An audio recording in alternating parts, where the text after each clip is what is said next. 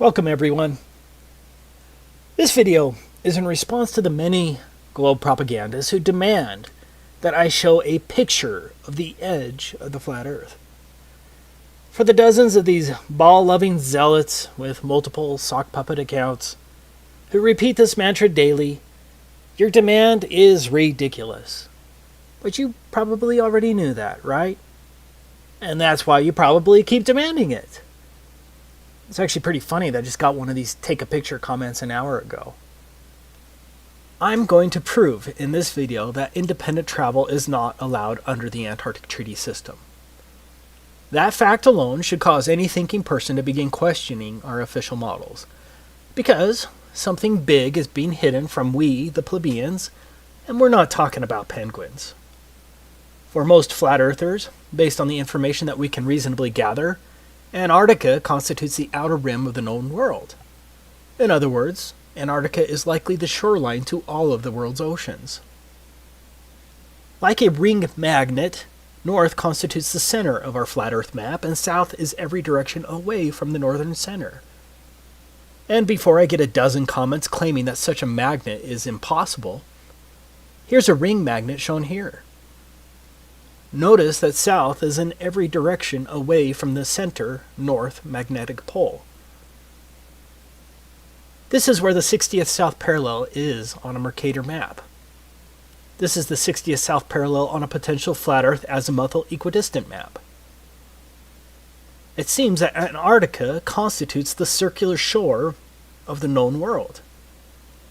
So, demanding that I take a picture of a possible edge of the Earth, if any, requires me to not only travel below the 60th south parallel, represented by the circle, but also to cross the entire breadth of Antarctica.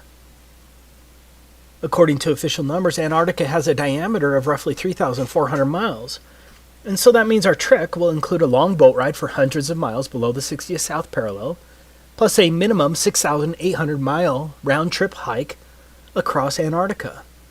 That's assuming the official model is correct. Maybe we could fly to one of the ceremonial pole areas, but that would still leave at least a 3,400-mile hike. In addition, we wouldn't know for sure whether the plane trip itself was interfering with our results, since the pilot would have to follow a designated path outlined by the Antarctic Treaty System, and who truly knows what direction that is until we get there. In order to be fully confident, we would really need to stick to the ground and have control over our own pathway, where we can control our direct southerly route opposite of the northern magnetic pole. Now, whether Antarctica is a smaller continent next to the outer rim, or whether Antarctica is indeed the shoreline of the known world, I don't know the answer. Flat earthers don't have a government budget to spend $1 billion to hire hundreds of cartographers and fleets of boats and planes to map the entire world. But even if flat earthers had the money, we would still run into the Antarctic problem, which is the point of this video. So, what is the Antarctic problem? It is the fact that independent travel is not allowed below the 60th south parallel in any reasonable manner to make any determination as to whether Antarctica is the shoreline boundary circumscribing the known world, or whether Antarctica is simply a continent a little north of the true but unnamed southerly shoreline of the Earth's oceans. For all we know, Antarctica may be an infinite plain that is uninhabitable at further distances. Again, we don't know. But, as I will describe in this video, I suspect that Antarctica is the shoreline circumscribing the known world due to the unbelievable restrictions placed on travel there. Excluding a couple of questionable claims, the total lack of north-south circumnavigation only proves the same. But if I'm not allowed by our governments to independently travel below the 60th south parallel and then to traverse Antarctica over 6,800 miles, then I cannot take a picture of a theoretical edge, dome, or those other lands beyond the South Pole, whatever the case may be. But you probably don't quite grasp how much area is really being blocked off under the Antarctic Treaty System. Let's look at it from the alleged 60th north parallel, because this will give you an idea of the tremendous area blocked off to independent exploration. This is the area of the 60th north parallels. As you can see, the 60th North parallel includes all of northern Canada, Alaska, much of Russia, including St. Petersburg and other major cities, Finland, Sweden, Norway, Iceland, Greenland. It is huge. Now, why in the world is this much area blocked off at the south? Do you really think it's because of penguins?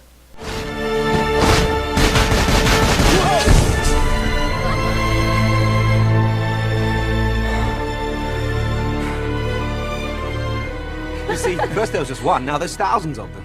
Are they trying to tell us something? So what's the problem? Well, among other things, we are messing with their food chain. And we have got to do something about it. We suggest a ban on all marine harvesting. Do you think the child propaganda from Happy Feet is true? The Antarctic Treaty was executed in 1959 and has been in place ever since. Think about it. No country had any real alleged concerns about the environment at that time. One of the more interesting facts is that the Soviet Union also ratified the treaty, and did so from the beginning on December 1st, 1959. Do you really think the Soviets were truly concerned about the penguins and the fragile Antarctic environment? In other words, America, the USSR, and the rest of the major countries of the world remained partners in generally closing Antarctica throughout most of the so-called fake space race, the Cuban Missile Crisis of 1962,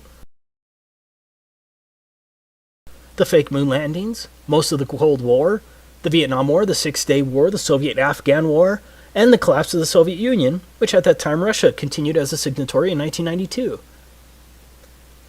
That's some peculiar cooperation transcending international conflicts, don't you think? Do you really think that the vast resources and strategic military benefits of Antarctica were multilaterally put aside because of penguins? Even North Korea has been a signatory since 1987. For some strange reason, the Antarctic Treaty has remained sacrosanct for nearly 60 years, regardless of worldwide conflicts.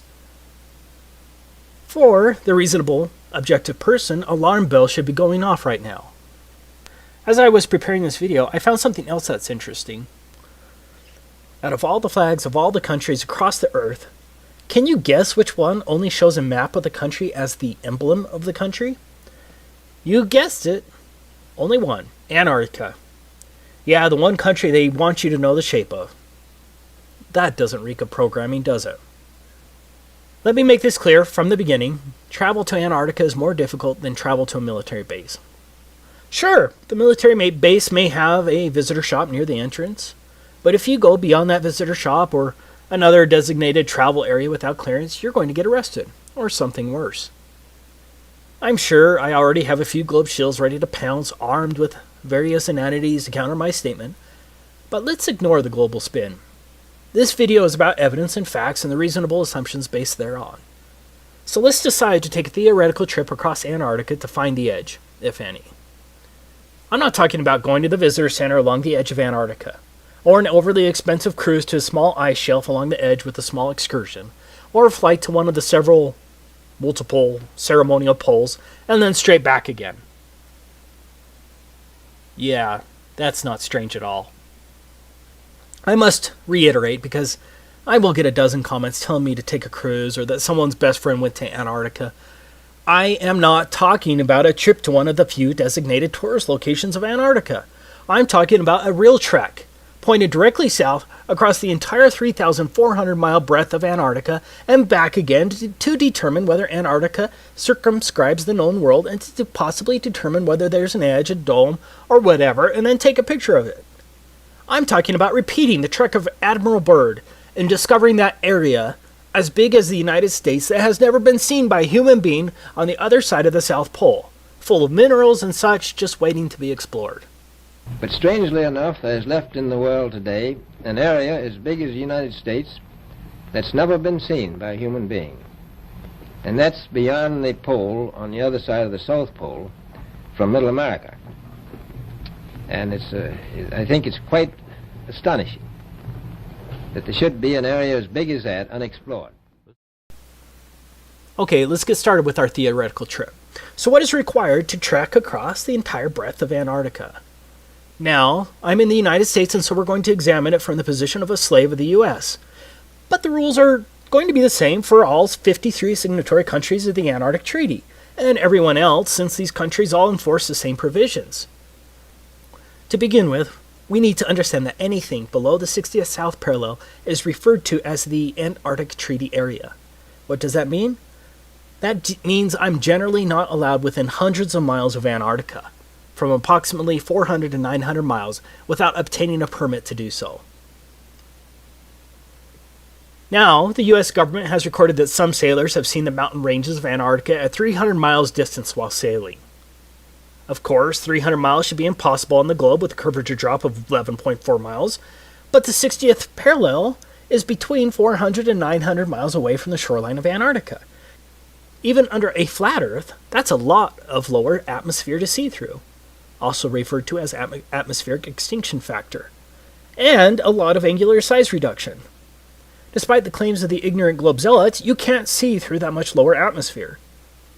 In other words, I can't even see Antarctica from the ocean without first obtaining a permit from the US State Department, or whatever department that controls that in your country. Taking a trip to the 60th South Parallel isn't going to accomplish anything, and so we're stuck with getting a government permit.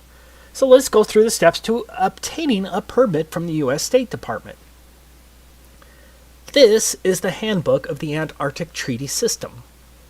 These are the rules that govern all signatories to the treaty. We'll be citing to it regularly as it lays down the rules that govern the Antarctic Treaty beyond the fluff of the treaty language itself. Most importantly, we're going to look at the rules governing non-governmental activities located here, and some of the rules regarding the protection of the environment located here. Now, as a U.S. slave, this is the first form you'll have to submit to get approved to travel to Antarctica. The form itself seems rather innocuous until you understand exactly what is involved in the application process. In summary, Antarctica is treated as a giant natural reserve. Like a military base, all activities and pathways in Antarctica must be approved. This is unlike any other area in the world, except maybe a place like North Korea. So, when I say that no independent travel is allowed below the 60th South Parallel, I'm stating an admitted fact well recorded as international law. The protocol states, as a matter of principle, that all activities are to be planned and conducted on the basis of information sufficient to evaluate their possible impact on the Antarctic environment and its associated ecosystems, and on the value of Antarctica for the conduct of scientific research.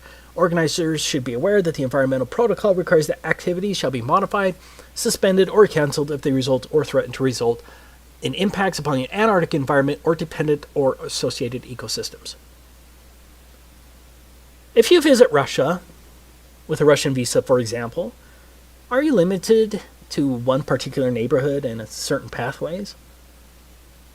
For those who visit America as a tourist, are you restricted to New York City? Or are you generally allowed to travel around America? No one is just allowed to travel around Antarctica.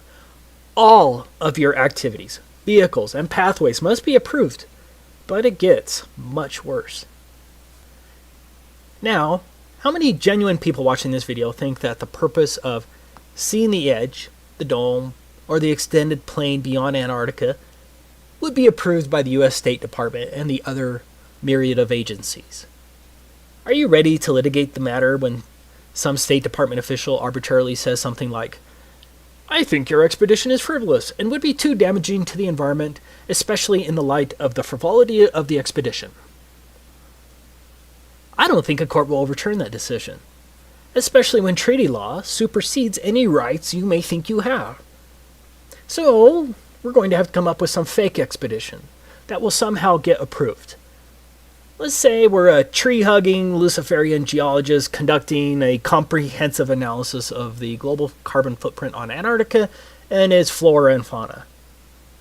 I think that sounds plausible, and so we could hypothetically fake our way in with respect to our purpose, but it will be tricky. Okay, I'm not advocating that anyone break the law. This is all theoretical. That brings us to the next point. Entire swaths of land are entirely off limits to all travel. These are called specially protected areas. It's pretty much guaranteed that no one is going to get a permit to go through a specially protected area. If my math is right, that's 1,373 square miles that are allegedly specially protected areas. You can see the maps on the websites, but I don't have time to plot all of them. Now, I agree that's not huge in comparison to the total alleged area of Antarctica. But I believe there's a distinct possibility that those swaths of land could be coordinated in such a way as to prevent me from going through Antarctica easily.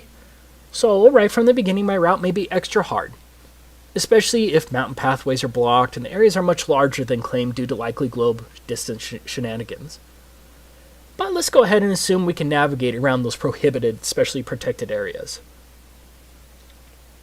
Next, no motorized equipment is allowed at all for non-governmental personnel. Page 308 states, do not use aircraft, vessels, small boats, or other means of transport in ways that disturb wildlife either at sea or on land. That seems kind of hard and very subjective, doesn't it?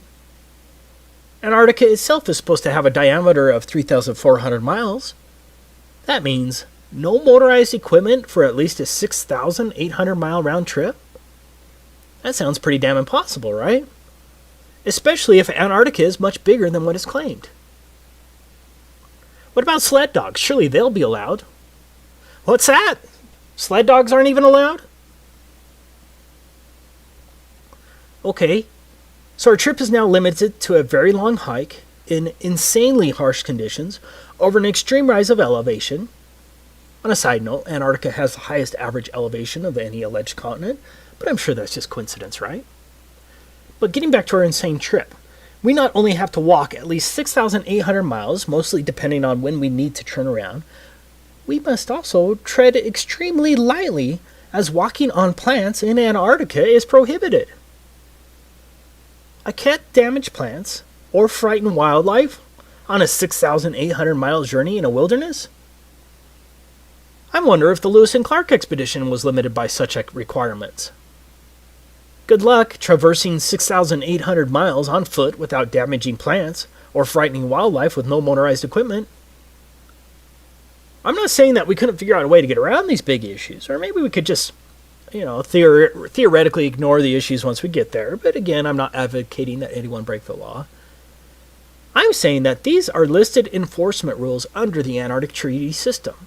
And so think of how easy it would be for one of the many international bureaucrats reviewing our application to deny a permit to trek across Antarctica based on this one plausible excuse. Sorry, you're going to end up walking on plants and scaring birds at least one time during your 6,800-mile journey, and the Antarctic Treaty System prohibits such activities. Application denied. For argument's sake, let's just assume we're going to figure out a way to get around that. Don't ask me how. The next issue is, how are we going to carry all that food and fuel for heat? And don't think that the Antarctic Treaty System isn't concerned with how we store our fuel. The United States itself is roughly 2,500 miles across. So imagine the difficulty of hauling food, climbing at extremely high and unknown elevations, and carrying all of your extremely warm gear and supplies across the United States from coast to coast and back again, all on foot with no food stops along the way. And don't forget, we're going to have to haul our poop as well. You are going to have to drag your poop with you on your 6,800-mile Antarctic hike. But it gets worse. Your poop is regulated by a different pseudo-government agency, the National Science Foundation. Here's where you can learn about what permit is required if you wanted to dispose of your poop on your 6,800-mile journey if you don't want to carry it. Could you imagine for your next trip to France and the custom agent saying, "Welcome to France. By the way, no vehicles are allowed, no animals are allowed, do not walk on any plants, and here's a bag for your poop. Be sure to bring it back full." If you don't want to carry your poop, you're going to have to get a permit from the National Science Foundation. Enjoy your stay. But here's another and potentially bigger problem. What if there is no edge when you get there, but the conditions only get worse? How many years of supplies can one carry by a handheld sled and some skis? What if Antarctica goes beyond 3,400 miles? What then? When do you turn your back, and how do you prove it? Because the globe shows are just going to call you a liar anyways. Any sane person right now would have to admit that our little trip is impossible, but we have a lot of paid-for apologists for our slave masters who will still somehow claim that I'm lying when I say that independent travel in Antarctica is prohibited. But we're not done. Going back to our form DS4131, in addition to disclosure to other parties to the treaty, the information provided may be shared with the U.S. Environmental Protection Agency to ensure compliance with 40 CFR Part 8 Environmental Impact Assessment of Non-Governmental Activities in Antarctica, as well as with other relevant U.S. agencies. This brings us to one of the most important issues facing us. What is an environmental impact assessment? No country, even North Korea, would ever require an environmental assessment before traveling across their country. It's insane. Here's the definition of an environmental impacts assessment in the U.S. Code of Federal Regulations. Environmental impact assessment means the environmental review process required by the provisions of this part and by Annex 1 of the Protocol, and includes preparation by the operator and U.S. government review of an environmental document and public access to and circulation of environmental documents to other parties and the Committee on Environmental Protection as required by Annex 1 of the Protocol.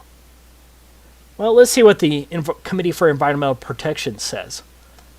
Article 8 of the Protocol requires the parties to conduct environmental impact assessments for the Antarctic activities and provides 3 levels of assessment according to the potential impacts of each activity. The procedures for environmental impact assessment are detailed in Annex 1 of the Protocol. If a proposed activity is determined in a preliminary stage of assessment to have less than a minor or transitory impact, it may proceed. If an activity is determined as likely to have a minor or transitory impact, then an initial environmental evaluation must be prepared. If an initial environmental evaluation indicates the potential for more than a minor or transitory impact, or if such impact is otherwise determined to be likely, a comprehensive environmental evaluation must be prepared. Draft CEEs are made publicly available and considered by the CEP, which then advises the ATCM, and that's a Antarctic Treaty Consultative Meeting. Comments provided by other parties in the ATCM must be addressed in a final CEE, which is used as a basis for making decision about whether and how the activity is conducted. Same law as here. It is the comprehensive environmental evaluation that's going to kill our expedition. Here's the regulation, and this applies to all signatories, including North Korea. Any operator who plans a non-governmental expedition that would require a CEE must submit a draft of the CEE by December 1st of the preceding year. Within 15 days of receipt of the draft CEE, EPA will send it to the Department of State, which will circulate it to all parties to the protocol, and forward it to the Committee for Environmental Protection established by the protocol, and publish notice of receipt of the CEE and request for comments on the CEE in the Federal Register, and will provide copies to any person upon request. The EPA will accept public comments on the CEE for a period of 90 days following notice in the Federal Register. The EPA, in consultation with other interested federal agencies, will evaluate the CEE to determine if the CEE meets the requirements under Article 8, Annex 1 to the Protocol, and the provisions of this part, and will transmit its comments to the operator within 120 days following publication in the Federal Register of the notice of availability of the CEE. So, now, I'm sure most of you probably just went brain dead when I read that, so let me explain it. First, our CEE, that's our Comprehensive Environmental Evaluation, must pass the EPA's initial review. Not an easy task. Next, the Department of State, along with its Office of Ocean and Polar Affairs Bureau of Oceans, Environment and Science, must review it. Next, it will be sent to all parties. That's 100 countries, by the way. Next, your assessment must be approved by an international bureaucracy called the Committee for Environmental Protection. After their highly unlikely approval, the EPA will then publish it in the United States Federal Register. Now, why would they do that? Because any supposed private tree-hugging group can now sue to stop you from going there. Once that is done, assuming you haven't been sued, then the EPA, along with all of the other interested federal agency, whatever the hell that means, evaluates it again. Do you realize the amount of legal work this would entail? Do you realize how easy it would be for any one of hundreds of entities or thousands of bureaucrats to halt your expedition? Again, this applies to all countries. One person in the comments of my last Antarctic video claimed that it wasn't necessary in the United Kingdom. Well, he lied. The environmental or Madrid Protocol is part of the Antarctic Treaty System and applies to all countries. Here is the requirement on the UK application if you're interested. As explained above, for every person in the United States who wants to get a permit to travel across Antarctica, has to first submit the environmental impact assessment to the EPA. You know, the freedom-loving EPA. Beware! Beware! Time is short! EPA! EPA! EPA! Believe me! Believe me!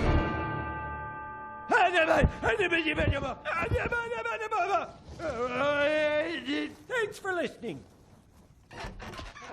Lost them, sir. Well, then you find them, and you get them back in the dome. And to make sure nobody else gets out, I want roving death squads around the perimeter 24/7. Do you know what the environmental impact statement costs? This is very similar. A typical environmental impact statement costs from $250,000 to $2 million.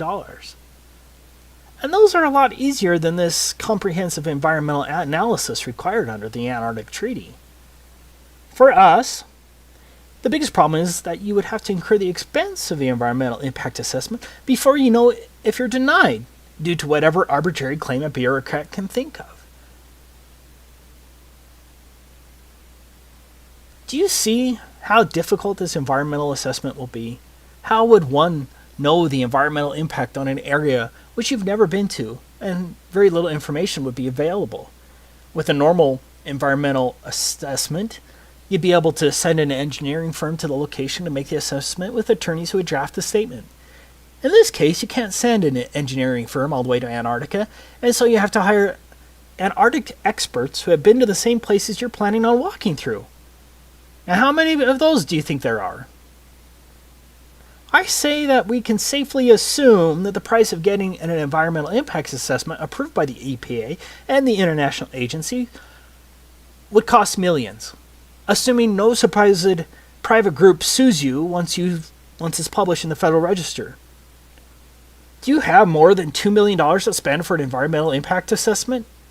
And then, what if the EPA or the Committee for Environmental Protection or one of the other agencies says no? Maybe that not enough information was provided. Are you ready to spend another $2 million to fight that in court? But you still have to have your purpose approved. Do you see the problem there? You would likely spend millions on getting the environmental impact statement, only later to have some official at the International Committee for Environmental Protection reject your purpose in Antarctica. You would truly gamble millions in this silly endeavor. To learn more about the environmental assessment procedures with the Committee for Environmental Protection, you can research it here. See also, let's get to the final issue we're going to run into.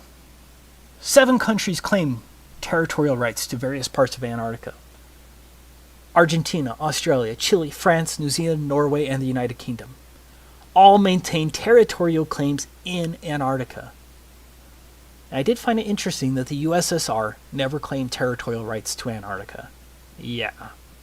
I'm willing to bet that my trip across Antarctica is going to need other permits from other countries based only on territorial claims.